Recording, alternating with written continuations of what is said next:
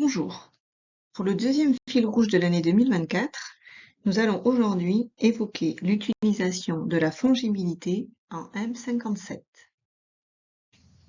Nous allons dans un premier temps présenter la fongibilité et préciser dans quel cas nous pouvons l'utiliser. Ensuite, nous verrons que l'ordonnateur doit prendre une décision d'utilisation de la fongibilité.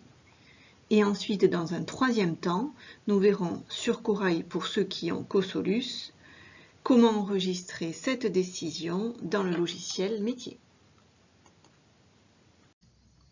La fongibilité ne peut être utilisée qu'à l'intérieur de chaque section, à l'intérieur de la section de fonctionnement ou à l'intérieur de la section d'investissement. Le conseil municipal, lors du vote du budget, a décidé un taux d'utilisation de la fongibilité qui peut être maximum de 7,5% des dépenses réelles pour chaque section. La fongibilité consiste ainsi à faire des virements de crédit de chapitre à l'intérieur de la section, mais uniquement pour les dépenses. Quelques exceptions d'utilisation de la fongibilité. Cette dernière ne peut pas être utilisée pour le 012, le chapitre des charges de personnel.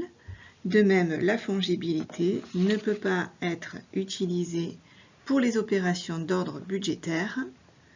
Ainsi, la fongibilité ne peut être utilisée uniquement que pour les dépenses réelles.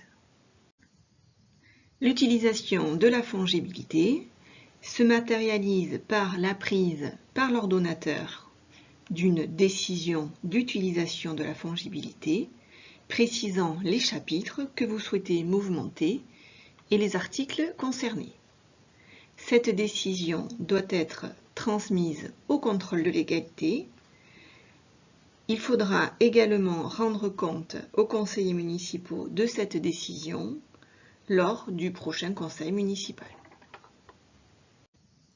Pour enregistrer la décision de fongibilité dans le logiciel métier Cosolus, il faut aller sur Corail sur l'exercice de l'année 2024. Il faut cliquer sur l'onglet Budget et ensuite cliquer sur l'onglet Virement de crédit. Le virement de crédit apparaît à l'écran. Il conviendra de cliquer sur l'onglet Ajouter pour pouvoir saisir les articles qui seront mouvementés. N'oubliez pas d'indiquer le numéro de la décision, la date de réalisation, ainsi que l'objet.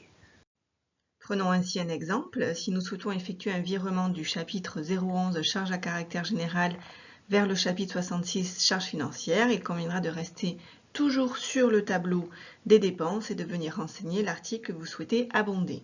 Au cas présent, ce sera l'article 6611 intérêts réglés à l'échéance que l'on souhaite abonder de 2000 €. Ce montant sera renseigné dans la case montant réel du tableau. Ensuite, il conviendra de mettre en négatif l'article pour lequel nous ponctionnons la somme, à savoir ici, ça sera l'article 60-221 combustible et carburant. Et donc, on va venir également mettre en négatif le même montant, à savoir moins 2000 € dans la même case au niveau du montant réel. Vous constaterez que les totaux sont bien à 0 et que votre virement de crédit est équilibré. Une fois que vous avez saisi les articles que vous souhaitez mouvementer, il convient de valider ce virement de crédit en cliquant sur l'onglet « Valider ». Vous pouvez également vérifier que l'équilibre est bien respecté en cliquant sur l'onglet « Équilibre ». Pour connaître le pourcentage utilisé dans le cas de la fongibilité, il faudra cliquer sur l'onglet « Fongibilité ». Le pourcentage d'utilisation apparaîtra en vert dans les cases correspondantes, ici en investissement et ici en fonctionnement. Dans cet exemple, vous constaterez que le pourcentage utilisé est en fonctionnement de 1,90%. Une fois que le virement de crédit a été effectué, que la décision d'utilisation de fongibilité a été envoyée au contrôle de légalité, il conviendra de transférer ce virement de crédit à la trésorerie via l'onglet Budget de Corail, puis Génération du fichier de transfert du budget. De là, il convient de cliquer sur la ligne Virement de crédit, de renseigner le numéro du virement de crédit et enfin pour finir, d'appuyer sur l'onglet « Générer ».